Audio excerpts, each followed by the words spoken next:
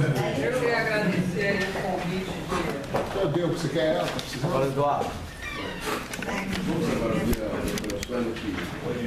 Já é. Presidente,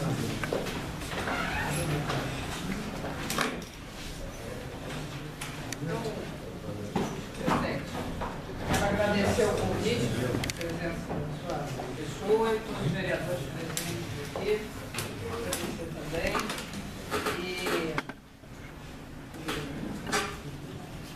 dizer que é uma satisfação muito grande estar aqui para conversar sobre essa proposta de lei de operações interligadas.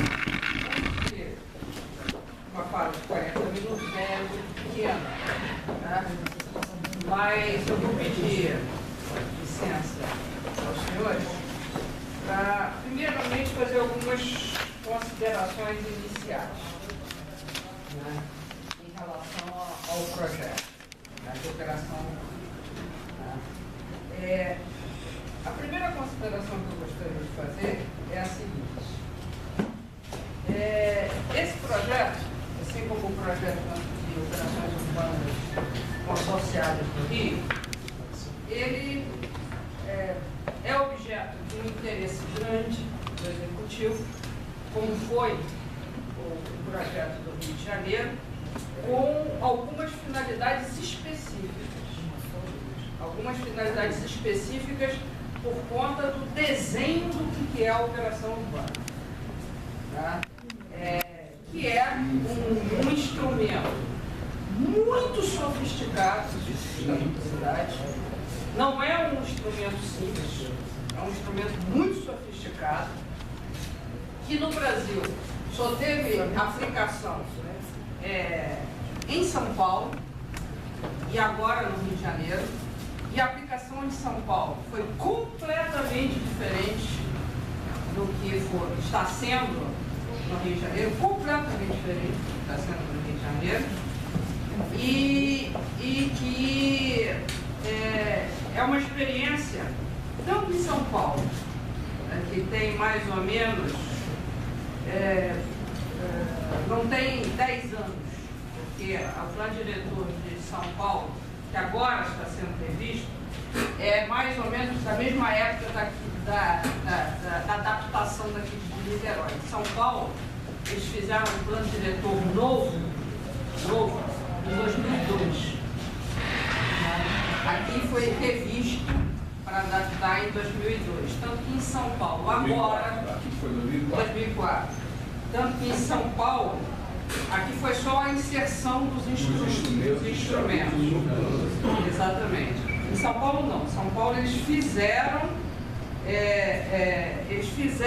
o plano diretor e agora eles estão revendo já mandaram uma revisão. Então depois dessa revisão em São Paulo, que eles começaram especificamente a fazer as leis específicas de operação urbana em São Paulo, que foi da Água Branca, Água Espraiada, tal, que algumas tiveram um sucesso grande, outras são muito questionadas em São Paulo, sobretudo, não pela falta de captação de recursos, mas sobretudo hoje, o Movimento de Reforma Urbana de São Paulo critica as operações urbanas de São Paulo, porque elas são operações de captação de recursos em São Paulo, mas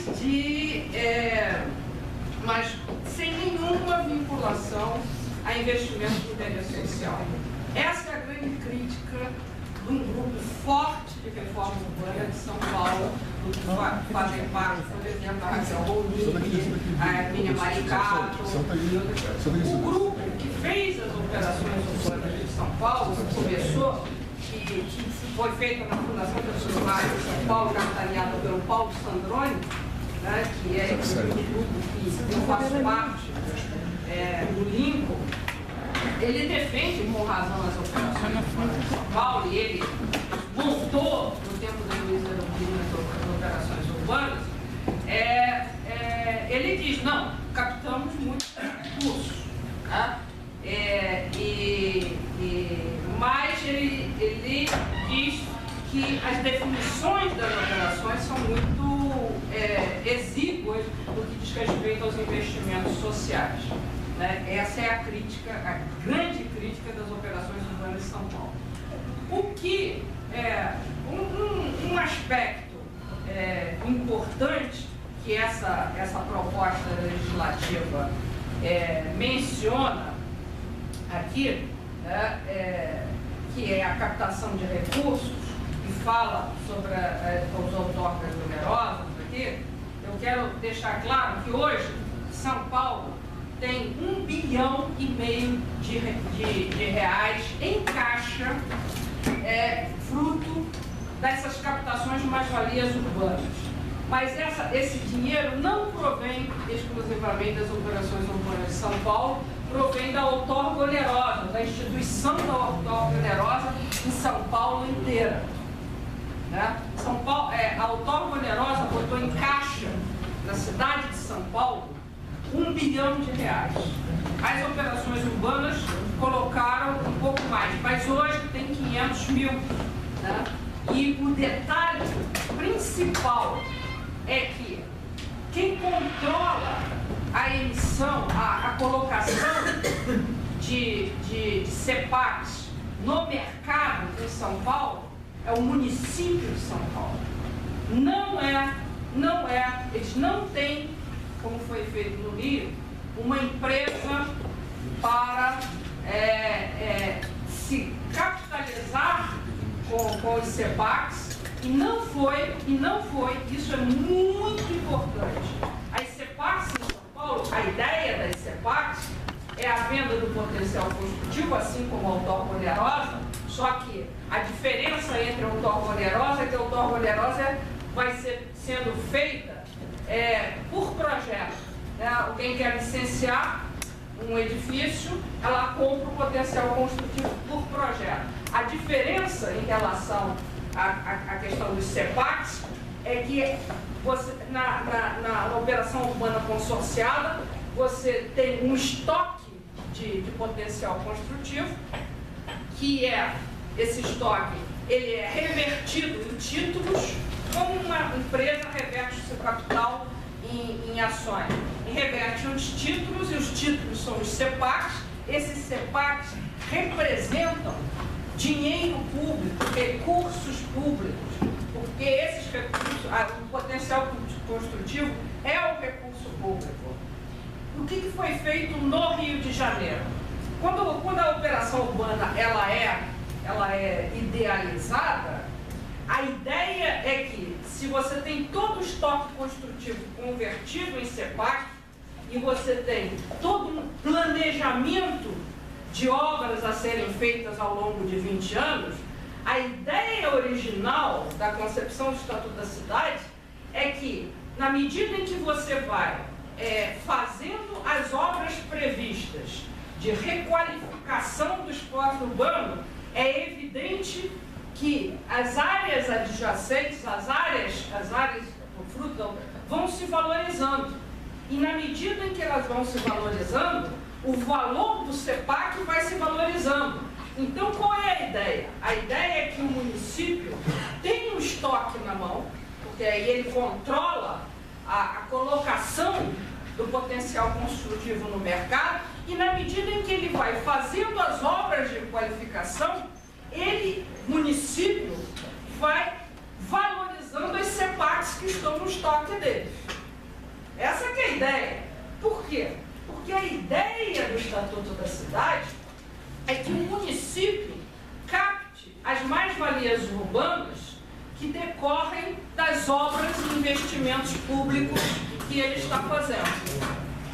Então, se ele faz as obras de qualificação, evidentemente, o valor de edificar naquela área sobe, e o valor subindo, ele põe mais estoque no mercado, evidentemente, o valor vai subindo. Isso aconteceu em São Paulo.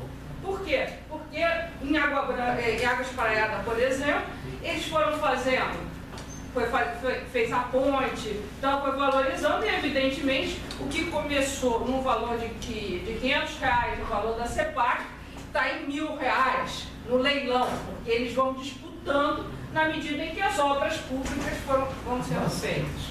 Tá? Muito bem. O que foi feito no Rio de Janeiro? Foi feito no Rio de Janeiro, né? Foi feita a lei do Porto, e eu não vou entrar neste momento no que a lei do Porto, da operação urbana do Porto foi feita. Vou falar só na questão das CEPACs. Foi projetado quanto de índices construtivos estavam se aumentando naquela área, né?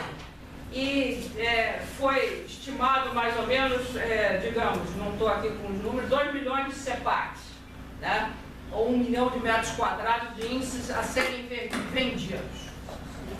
O governo atual, qual era o grande interesse do governo atual? O grande governo do governo não foi capitalizar a prefeitura na medida em que as obras foram sendo feitas. O que interessou ao governo, assim, quero este dinheiro todo para mim neste governo agora. Então, o que o governo fez? Ele, ao contrário de todas as operações urbanas em São Paulo, aprovou aquele montante de CEPACs, na lei, que eu não sei se essa lei aqui tem, tinha um valor de face do título do CEPAC, e o valor de face do título do CEPAC valia, a totalidade da venda valia 3 bilhões de reais. Então, foi a Comissão de Valores Imobiliários. A Comissão de Valores Imobiliários deu um parecer de 80 páginas, inclusive dizendo, colocando em risco e tal. E o que fez a Prefeitura? A Prefeitura, ao invés de ir fazendo leilões para a venda dos CEPACs na medida em que fosse programando as obras, ela passou todos os CEPACs para a SEDURP, que é a Companhia de Urbanização, e a SEDURP resolveu colocar no mercado para venda todos os CEPACs da Operação Urbana do Porto. Todos os CEPACs em lote único, em um único leilão. Mesmo que os terrenos na área do Porto pertencessem, e essa é uma pesquisa importante, quase 70% todos os terrenos são públicos. E a gente não sabe aqui em Niterói quantos terrenos são públicos. Pelo jeito, grande parte da área da UF é problemático ali, bastante problemático. Então, o que aconteceu? Áreas de marinha, UF, áreas portuárias, etc. Áreas de aterro, acréscimos de marinha. Tem, professor, tem um pressuposto de um acordo que foi especulado pela imprensa, nós não temos nenhuma informação, nem a AREA, nem nós, que o governo do Estado deu ainda próprios estaduais na cidade de Niterói para servir de lastro aos papéis que seriam colocados. Nem a AREA tem conhecimento, foi vinculado no jornal, uma relação de próprios estaduais, mas não tem nenhum documento de demonstração. Isso foi exatamente o que acontece no Rio de Janeiro. Ali na área portuária tem terreno do DOCAS, tem terreno da Caixa, tem terreno do INSS, tem terreno da rede ferroviária. Isso está sendo feito fruto de um acordo que não acaba mais e que as pessoas compram um terreno e ninguém sabe o que vai dar.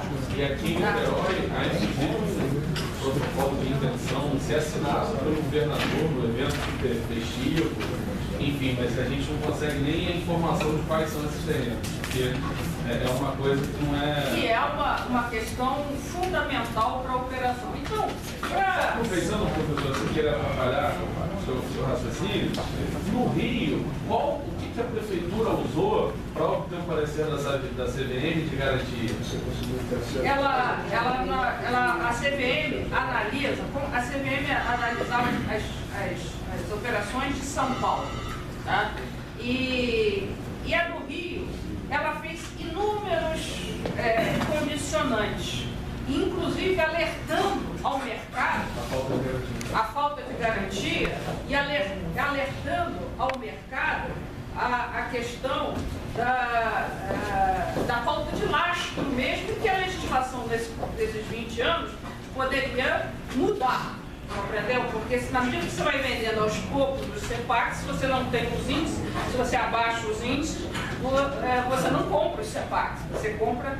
E o que resultou disso?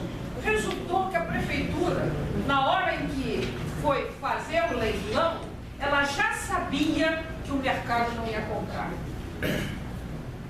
Ela sabia tanto que o mercado não ia comprar, que entrou em acordo, e naquela época foi impossível, porque ainda era Brasil que estava explodindo, entrou em acordo com a Caixa Econômica Federal, na época o prefeito Paz estava no início da sua relação de estabelecer as parcerias com o governo federal, e a Caixa Econômica Federal criou um fundo imobiliário com o dinheiro do FGTS e comprou todas as CEPACs do lote único do Porto. Com isso, todos, lote único. Com isso, não estava, porque no primeiro... Não está ganhando, porque o primeiro leilão mesmo, a Caixa Econômica está fazendo uma questão muito séria. Ela está vendendo CEPAC caso a caso. E o primeiro leilão que ela fez, ela só leilão mesmo que era para fazer, ela só vendeu 25% dos CEPACs. Nas áreas mais próximas ao mar? Nas áreas mais próximas ao mar. E ninguém sabe, é um risco que o mercado. Então, na verdade... Mais próximo à perimetral que vai cair. Mais próximo, talvez, à perimetral que vai cair. Se vai vender atrás ou não, se o mercado vai responder. E a questão, eu vi um relatório, no penúltimo relatório da Caixa Econômica, que a Caixa Econômica, o fundo imobiliário que comprou o CEPAC, ela está vendendo CEPACs através de um negócio de que ela está ficando com um futuro imóvel decorrente da venda da CEPACs. Ou seja... Vereadora, além da Caixa Econômica, tem outro signatário desse fundo? Não. Só a Caixa Econômica com o dinheiro do Fundo de Garantia. Isso está tudo documentado. Só uma pergunta, do primeiro leilão, quando a Caixa comprou, porque a Caixa vendeu, tem noção de quanto subiu? Não subiu, porque a Caixa Econômica vendeu efetivamente por um pouco mais do que ela comprou do valor do face. Mas ela está provavelmente com cerca de 80% ainda, ou mais de 85% dos CEPACs na mão dela. Não, mas esses 25% que ela vendeu, esse valor em relação ao aumentou uns 20%. Uma questão de ordem, eu queria uma questão de ordem. Eu acho que a sua palestra está exemplificando e dando uma interpretação dos erros do Rio de Janeiro. O conhecimento dos erros dele não vai facilitar em nada aos vereadores. Não, eu tenho muito medo de vocês adquirirem tanto conhecimento que a gente não vai fazer merda. Mas eu acho que a gente tem que ir direto ao seu assunto. Me desculpe a experiência. Estou desviando. Não, pode Só para aclarar. Não, eu estou querendo te ajudar. Estou fazendo uma introdução. Então, é uma introdução. Porque o que eu quero dizer que a operação urbana, o CEPAC, a operação urbana, é um instrumento de um plano urbanístico da operação urbana, no qual, e por isso ele é sofisticado, né, no qual você transforma potencial construtivo em títulos mobiliários negociáveis na Bolsa de Valores e fora da Bolsa de Valores e em circulação. Ou seja, num raciocínio grande, máximo, você pode ter hoje 2 ou 3 grandes investidores, um árabe, uma Odebrecht e um russo, que comprem todos os CEPACs do Porto do Maravilha. Isso significa dizer que eles vão controlar aquele território. Isso é uma questão, do ponto de vista urbanístico, muito significativa. Perigoso. Por que eu estou falando isso? Primeiro, eu quero dizer que a operação urbana, a operação urbana associada, é um instrumento sofisticado e, em princípio, muito bom para uma cidade. Mas para ele ser implementado e para no final de 20 anos ele ser bom, é preciso que a lei que desenhe esse instrumento, ela seja uma lei detalhada, boa, precisa, com instrumentos de controle fechados, e não uma lei que foi feita no Rio de Janeiro, e que eu receio que esteja um pouco copiada aqui em Niterói, que é uma lei ampla, aberta, que diz basicamente isso, e a introdução da lei é importante. E diz o seguinte: dentro da lei, assim, autoriza o Poder Executivo a instituir a operação urbana consorciada na área central.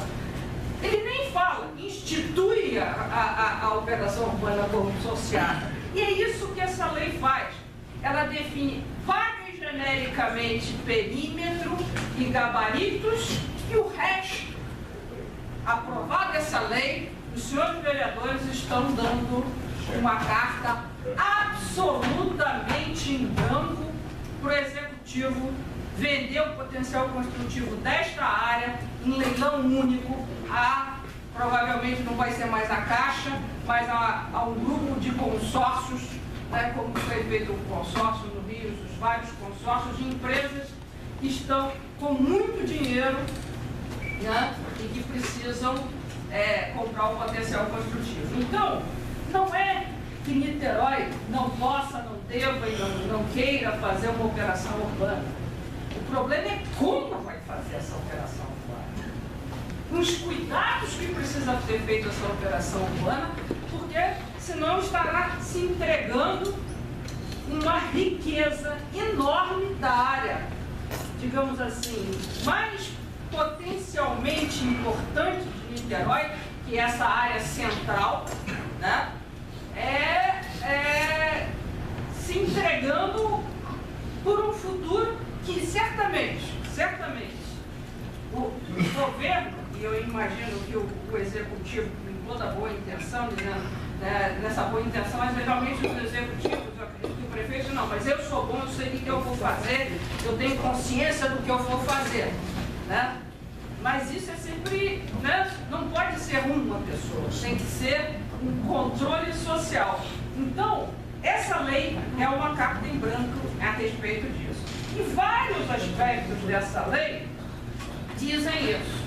Eu passei os olhos. Aqui é uma introduçãozinha muito rapidinha da Lei Orgânica de Niterói. A Lei Orgânica de Niterói diz algumas coisas super interessantes que, veja bem, eu poderia estar falando aqui de que isso contraria a lei orgânica, de que contraria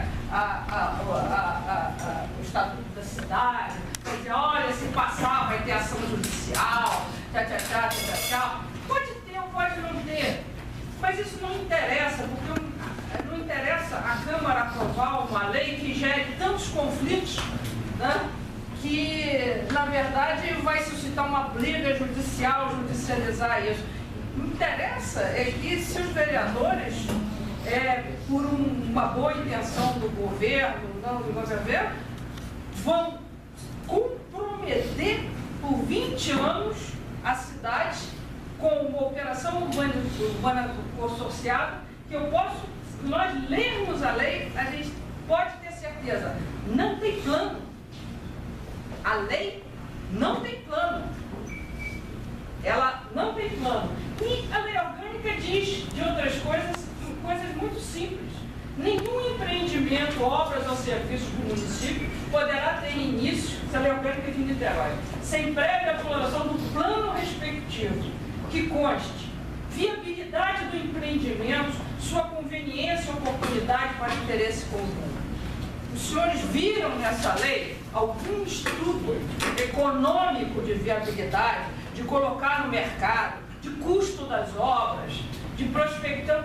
Não tem estudo econômico de quanto que vai entrar, como que vai entrar essa obra. Não cumpre a viabilidade do empreendimento. Os pormenores de execução, não tem nenhum plano de execução, quanto mais os pormenores de execução. Como vão ser feitos, com que dinheiro, com que prazo, com que fiscalização, os recursos. Não tem nenhuma menção dos custos do recurso, inclusive para inclusão obrigatória na lei orçamentária. Os prazos de seu início e conclusão, acompanhados da justificação, e etc. E fala sobre o regime de concessões e permissões de serviços públicos em caráter especial, né, dizendo que o programa tem que ter um programa de metas, atendimento à melhoria, promoção do desenvolvimento. Por que eu estou falando dos serviços públicos? Pode passar. Porque essa lei, ela prevê a mesma coisa que aconteceu no Rio de Janeiro. Que São Paulo resistiu ou está resistindo lá no bairro da Luz. O Rio de Janeiro vendeu as CEPACs e aí depois fez uma licitação que está prevista aqui nessa lei, porque a lei é curtinha, mas ela é fogo, viu?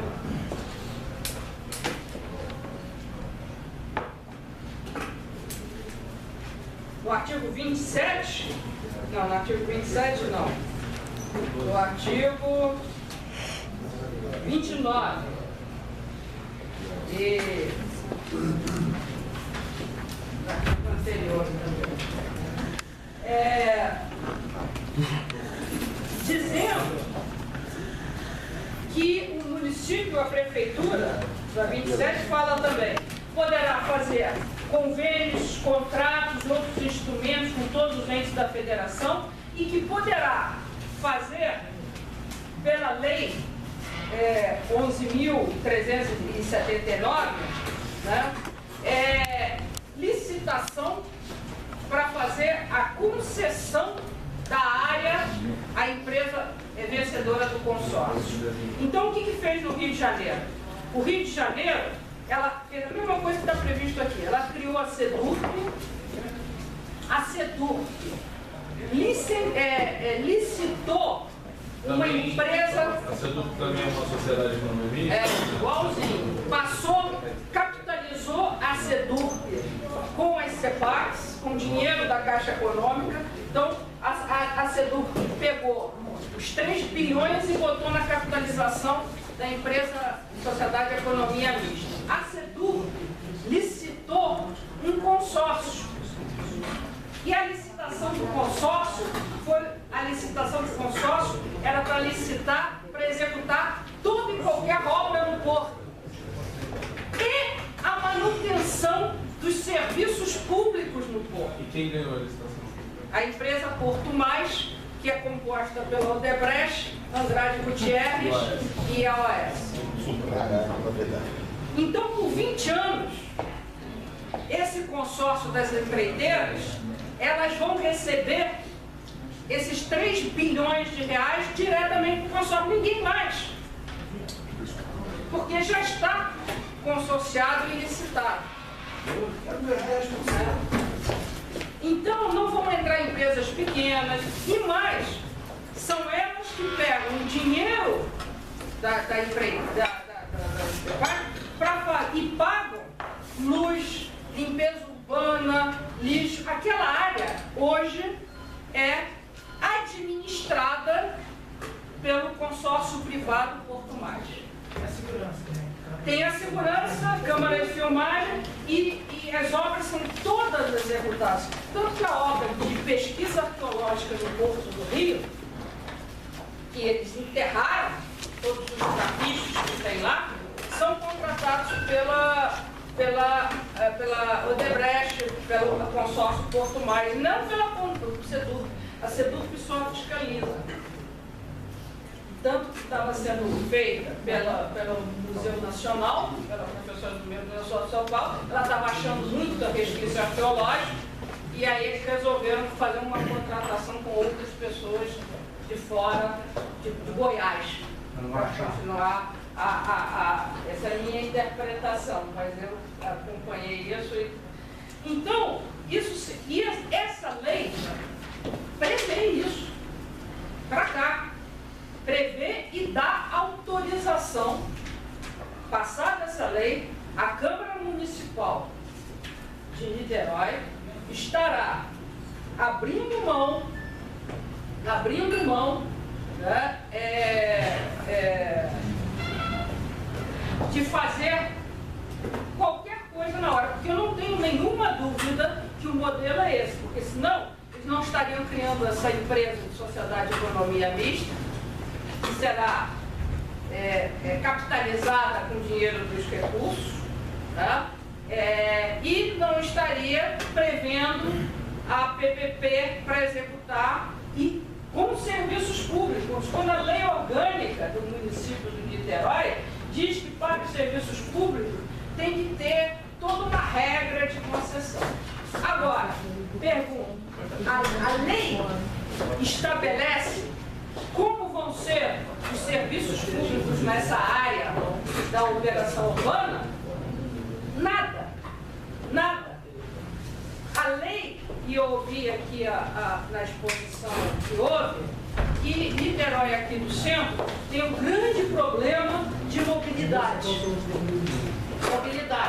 Pergunto aos senhores vereadores, onde está o plano de mobilidade que esse dinheiro da operação urbana vai resolver? Não tem plano de mobilidade, não tem nenhuma menção, por exemplo, a colaborar para botar eventual metrô. Não sei se é possível ou não é possível, ou se Niterói quer um metrô que passe por aqui, vá para São Gonçalo, vá para Ingá, vá para o interior. Por quê? Vá para São Francisco. Vai ter ou não vai ter metrô? Então, a intenção pode ser boa, mas a lei, e a gente vai passar, pode passar para isso. Não, então, o novo projeto, bem naquela lei tem aí, novo projeto, ela apresenta diretrizes genéricas. Se os senhores tiverem na mão o projeto, o artigo 3, e é interessante, ele vem com aquilo que todos os legisladores que não querem dizer, e eu falo isso muito à vontade porque eu fui legisladora também, né? Ele diz assim, são diretrizes. A diretriz uma diretriz a promoção de investimentos, diretriz C, promoção de investimentos em infraestrutura urbana. Sim, promoção de investimentos em infraestrutura urbana, mas quais? O que vai se fazer? É uma diretriz, o atendimento das diretrizes do Plano Municipal de Acessibilidade. Como é que vai realizar isso? Com esse dinheiro? Estimula a implantação dos corredores ecológicos. Vai estimular quais são os corredores, onde vão ser implantados, como é que vai ser, vai ter urbanização na rua, incentivo, aí vai.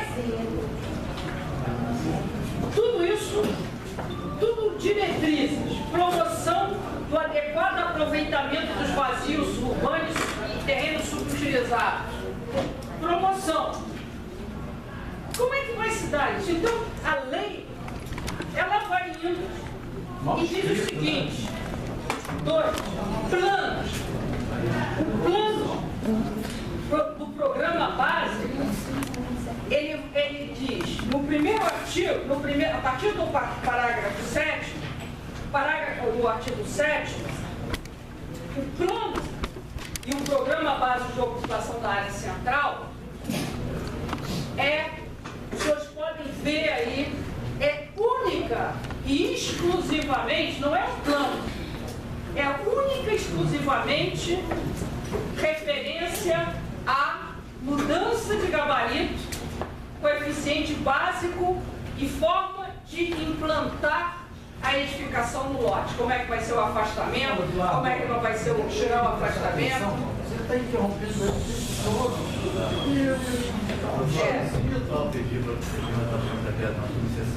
Ah, desculpa. Tá, eu vou terminar em 10 minutos. Tá? Não, vai ser possível. Então, logo em seguida, vem definições. O que é lâmina, o que é pavimento de cobertura, o que são setores, que é um nada. Não pode uma lei de operação urbana tão complexa encher o texto da lei com definição de que é gabarito de lâmina, gabarito de embasamento. Para que isso? Tá? E aí, depois, vem dizendo, aí dá algumas definições. Por exemplo, as novas edificações ficam dispensadas da exigência de taxa de impermeabilização, atendendo às seguintes condições. Aí vão enfiando algumas coisas como dispensar de taxa de impermeabilização.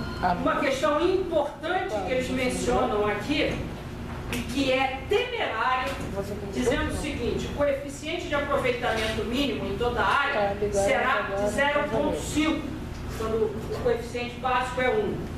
E no caso de descumprimento do coeficiente, o imóvel será considerado subutilizado, devendo ser observado o artigo 10 do plano diretor. Isto é uma temeridade. Por quê? Porque, digamos, numa dessas figuras que o Wagner mostrou, você tem uma casa tombada com um terreno grande cheio de mangueiras. Não sei se tem, mas deve ter. Tá? Se essa casa ocupa, é uma área preservada e ocupa menos de 0,5 pode ser, o terreno pode ter 1.000 metros e a casa ter 100 metros quadrados. Pelo nessa lei aqui, ela é considerada subutilizada. Isso eu quero mostrar, não um pontinho ou outro que deve ser mostrado. Isso mostra o pouco cuidado com que foi feito essas determinações para efeito de um diagnóstico da área, para botar uma coisa dessa na lei, que vai penalizar exatamente eventuais edificações que tenham baixo índice de aproveitamento, mas que sejam necessárias para a preservação do patrimônio, que sejam para a preservação das áreas verdes, etc, etc, etc. Porque não foi feito o diagnóstico. E para se fazer um plano de operação urbana na cidade, é preciso um diagnóstico detalhado da área, para saber depois o que você vai ocupar, como é que você vai ocupar, para fazer a interseção e a mudança de índices da área. Tá? Para poder operar durante 20 anos urbanisticamente a área e não transformar a lei de operação urbana numa simples captação momentânea, financeira, vendendo os índices construtivos da cidade de Niterói para capitalizar a prefeitura. Ou capitalizá-la a fazer algumas obras que não estão programadas, tá? Mas que vai ser feito a critério exclusivo da deliberação da empresa e do prefeito, porque uma vez criada a empresa não precisa ter orçamento detalhado que passe na Câmara Municipal. Os senhores estarão abrindo mão de decidir sobre as obras que serão feitas com esse dinheiro da capitalização. Então, um cheque em branco de 20 anos. O cheque em branco de 20 anos, para qualquer que seja. O prefeito evidentemente, vai ter 4 anos e mais 4. Então, até lá ele pode ter gastado o dinheiro todo, evidentemente, porque o dinheiro lá do Rio é 3 bilhões que já estão em caixa. Deixa eu só mencionar uma coisa muito importante. de operação urbana, que eu não tenho tempo de falar, mas seria interessante os senhores verem no Estatuto da Cidade, mas só para mostrar absolutamente nenhuma intenção e nenhuma atenção à questão social que deveria ser um ponto central dessa lei de operação urbana. Porque, afinal de contas, as pessoas, pelo menos nós em discursos, dizemos o quê? Que nós queremos dinheiro para melhorar a qualidade de vida daqueles que não têm. Então, se está se fazendo uma operação urbana, é para quê? Para melhorar a situação das pessoas que não têm qualidade de vida, pelo menos aqui na área central. Única referência a isso está no artigo 10, que é absolutamente vago genérico, que diz o seguinte: o poder público, quer dizer, a prefeitura e a empresa, e o consórcio que vai ganhar a licitação, os senhores podem até fazer uma aposta de quem vai compor esse consórcio da licitação. O poder público desenvolverá um programa, que evidentemente também os senhores não vão palpitar, porque já está autorizado, aqui a lei autoriza o Poder Executivo. O Poder Público desenvolverá um programa que garanta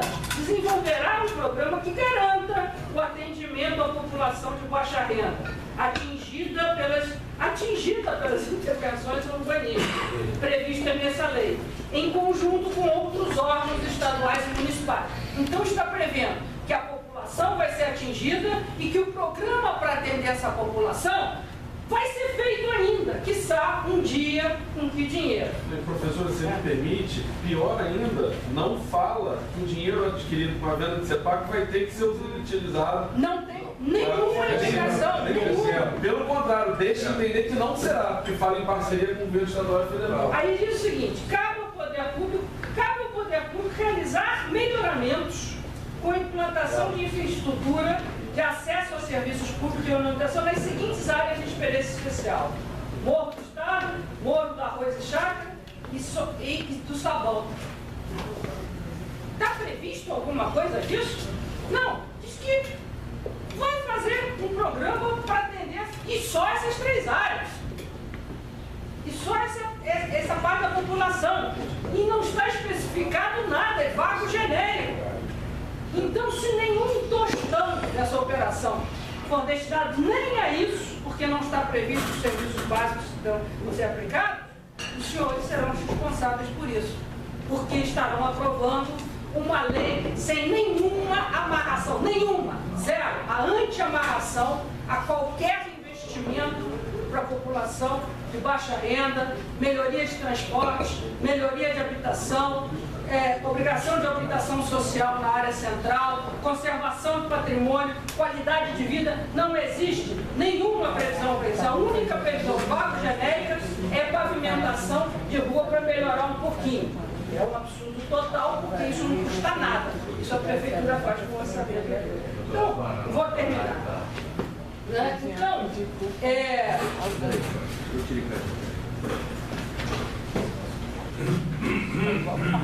eu queria só fazer um comentário. Um comentário sobre a contratação, está no artigo 13, parágrafo único da licitação para o consórcio, e eu queria fazer um comentário dizendo que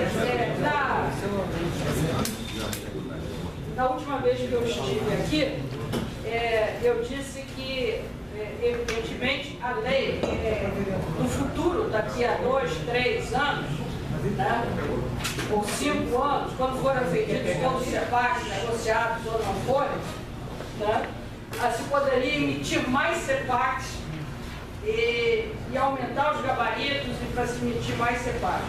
E o procurador comentou dizendo que a lei disse o seguinte, que tem o artigo parágrafo 6, que efetivamente está aqui, dizendo que fica vedada a emissão de mais CEPACs, aumento de gabarito, tal. Eu gostaria de dizer que essa resposta é uma resposta que não corresponde à verdade, porque evidentemente todos nós sabemos que uma lei revoga a outra.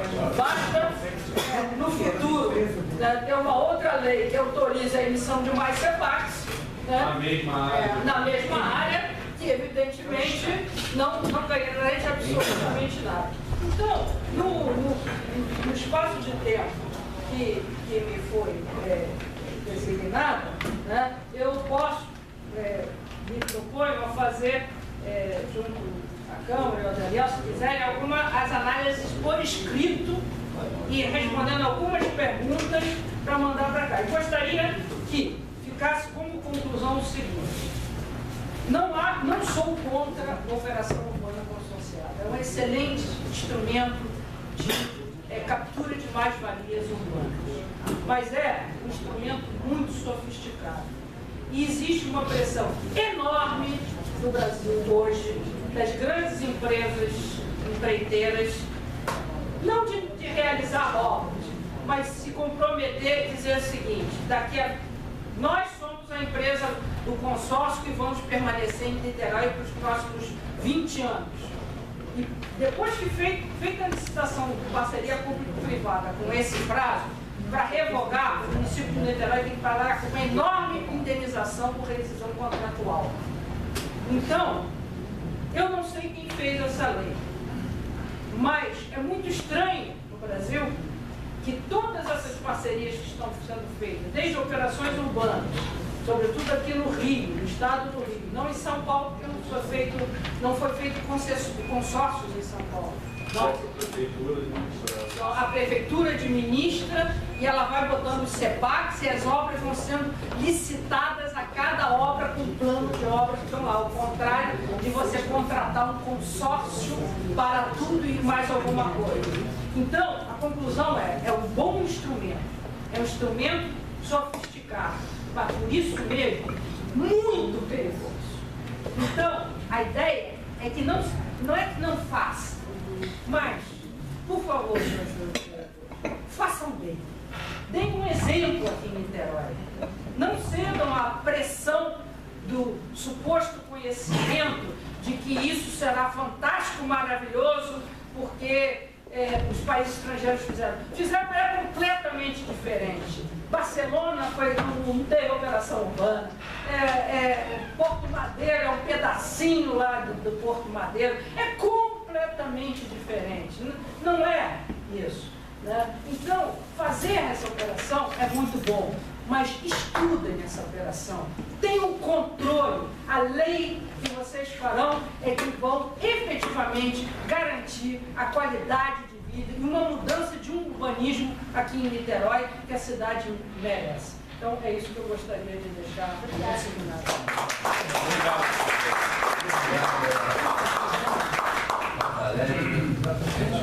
Gostaria de guardar a palavra de vida de uma forma